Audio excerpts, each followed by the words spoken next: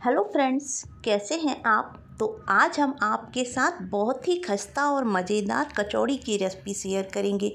जब भी आपका कुछ चटपटा सा खाने का मन करे तो आप एक बार इन कचौड़ियों को बनाकर ज़रूर ट्राई करिएगा। आपको ये बहुत ही ज़्यादा पसंद आएंगी और इनको बनाना भी बहुत ही ज़्यादा आसान है। तो चलिए फटाफट से इनको बनाना हम शुरू करते हैं। तो सबसे पहले कचौड़ियों का हम डो तैयार कर लेते हैं। तो यहाँ पर 1 कप हमने मैदा लिया है और इसमें डालेंगे हम आधा चम्मच नमक और साथ में डाल देंगे 2 चम्मच घी। घी की जगह आप तेल का भी यूज़ कर सकते हैं, पर घी से कचौड़ियाँ ज़्यादा खस्ता बनेंगी। अच्छे से मिक्स कर लेते हैं और इसका एक डो तैयार करेंगे। तो जैसा रोटी का डो लगाते हैं बिल्कुल वैसा ही डो हम कचौड़ियों का भी लगाएंगे। थोड़ा थोड़ा पानी डालते जाएंगे और इसका एक सॉफ्ट डो तैयार कर लेंगे और डो को मसल कर चिकना कर लेंगे, क्योंकि जितना अच्छा हम डो लगाएंगे कचौड़ियाँ हमारी उतनी ही खस्ता बनेगी। तो ये देखिए डो हमारा तैयार है और इसको हमने सॉफ्ट ही लगाया है। तो चलिए इसको हम ढककर 10 मिनट के लिए रेस्ट पर रख देते हैं और तब तक हम स्टफिंग तैयार करेंगे। तो पैन में 1 बड़ा चम्मच हम तेल डालेंगे और इसी में आधा चम्मच जीरा, आधा चम्मच सौंफ और आधा चम्मच इसमें हम सरसों दाना डालेंगे और आधी ही चम्मच यहाँ पर हम कुटी हुई धनिया डाल देंगे और कुछ सेकंड के लिए इसे हम भून लेते हैं। अब इसमें डालेंगे 1 छोटा प्याज जिसको हमने बारीक चॉप कर लिया है। साथ में आधा इंच अदरक का टुकड़ा ग्रेट करके डाल देंगे और 2 हरी मिर्च डाल देते हैं। तीनों को अच्छे से चलाते हुए भून लेंगे जब तक कि प्याज का कलर हल्का सा गुलाबी ना हो जाए। तो ये देखिए प्याज अच्छे से भुन चुका है। अब इसमें कुछ मसाले डालेंगे। तो आधा चम्मच धनिया पाउडर, आधा चम्मच लाल मिर्च पाउडर, चौथाई चम्मच हल्दी और आधी ही चम्मच इसमें चाट मसाला डालेंगे और खटास के लिए आधी चम्मच इसमें हमने अमचूर पाउडर डाला है। आप अमचूर पाउडर की जगह नींबू का रस भी डाल सकते हैं। मसालों को भी अच्छे से मिक्स कर लेते हैं और अब इसमें डालेंगे हम आलू। ये 3 मीडियम साइज़ के आलू थे जिनको हमने उबालकर छिलका उतार लिया है और हाथों से ही तोड़ लिया है। इनको हम डाल देते हैं और अच्छे से मसालों में इसको मिक्स करेंगे। आलूओं को आप हाथों से तोड़कर ही डालिएगा। छोटे छोटे जब आलू के पीस कचौड़ी में आते हैं तो ये बहुत ही ज़्यादा टेस्टी लगते हैं। तो ये देखिए अच्छे से मसालों में आलूओं को भी हमने मिक्स कर लिया है और 1 मिनट के लिए इसे अच्छे से भून लेते हैं। और अब इसमें हम डालेंगे नमक। तो यहाँ पर आधी चम्मच हमने नमक डाल दिया है। तो नमक आप स्वाद के अनुसार डालिएगा और साथ में डाल देते हैं कटा हुआ हरा धनिया। दोनों को अच्छे से मिक्स करेंगे और लो फ्लेम पर इसे 2 से 3 मिनट के लिए भून लेंगे। और जो आलू के बड़े बड़े पीस हैं आप स्पैचुला से दबाते हुए इनको फोड़ लीजिए। तो ये देखिए स्टफिंग हमारी बनकर तैयार हो गई। तो इसको भी हम ठंडा होने के लिए रख देते हैं और इधर आटे को रखे भी 20 मिनट हो गए। तो एक बार और इसे अच्छे से मसल कर आटे को हम गूंथ लेते हैं और उसके बाद हम इसकी कचौड़ियाँ बनाएंगे। तो अब हम आटे की लोइयाँ बना लेते हैं। तो जितनी रोटी के लिए हम लोई बनाते हैं उतनी ही बड़ी लोई हम कचौड़ियों के लिए भी बनाएंगे। हथेलियों से इसे चिकना करेंगे और इसकी लोई तैयार कर लेंगे। तो ये देखिए एक लोई बनकर तैयार हो गई। तो अब इसे चकले पर हम बेल लेंगे। आटा हमारा चकले पे चिपके नहीं, तो इसके लिए आप थोड़ा सा सूखा आटा चकले पे लगाते जाइएगा।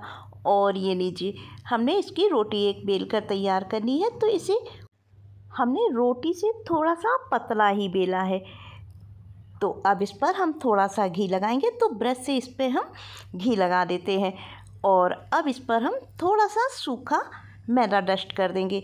तो यहाँ पर छन्नी में हमने थोड़ा सा मैदा ले लिया है और इसे पूरी रोटी पर अच्छे से डस्ट कर देते हैं और हाथों से इसे फैला देंगे।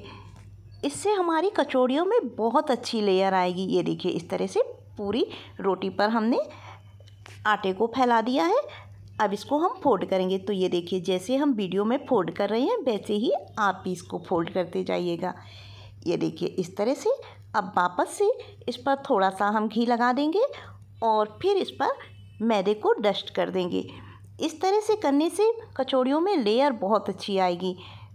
और एक बार वापस से इसको हम फिर फोल्ड करेंगे। तो ये देखिए इस तरह से। और अब इसको हम हल्का सा बेलन से बेल लेंगे। पहले उंगलियों से ही प्रेस देते हुए बढ़ा लेते हैं।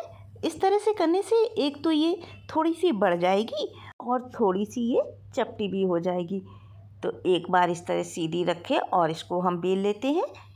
तो ये लीजिए, एक पट्टी हमारी बनकर तैयार हो गई। अब वापस से इस पर थोड़ा सा घी लगा के मैदा डस्ट कर देंगे और हाथों से एक बार फिर से अच्छे से फैला देंगे।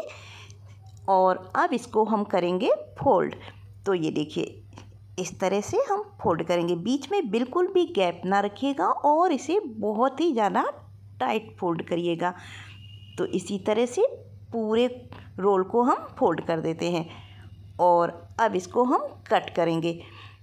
तो इसको काटने के लिए हम धागे का यूज़ करेंगे। तो ये देखिए हम किस तरह से कर रहे हैं। बीच में धागा रखेंगे और एक गांठ का शेप देंगे और धागे को खींच देंगे। ये देखिए इस तरह से। तो ये देखिए अच्छे से ये कट हो गई और ये देखिए कितनी सारी लेयर आई है। तो इसको हम सीधा रखेंगे और उंगलियों से हल्का सा दबा के लोई का शेप दे देंगे। ये देखिए इस तरह से। और अब इनको हम वापस से बेल लेंगे। तो सारी लोइयों को बनाकर हमने तैयार कर लिया है। तो चलिए अब इन्हें हम बेल लेते हैं। तो जैसे पूड़ी बेलते हैं बिल्कुल वैसे ही हम इन्हें बेलेंगे। तो ये देखिए एक पूड़ी हमने बेल ली और अब इस पर हम भरेंगे स्टफिंग।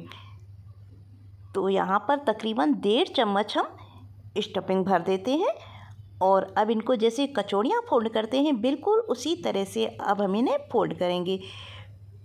पूरी लोई को बीच में सेंटर में ले जाकर बंद कर देंगे और चाहे तो आप बीच का आटा निकाल दें, नहीं तो आप अंदर ही इसमें दबा दें।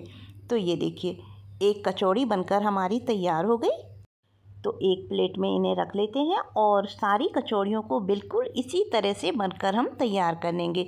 तो कचौड़ियाँ हमारी तैयार है। तो चलिए इनको हम तल लेते हैं। तो इनको हल्के गरम तेल में हम डाल देंगे। तेल बिल्कुल कम गरम है। ये देखिए हल्के हल्के से ही तेल में बबल्स आ रहे हैं।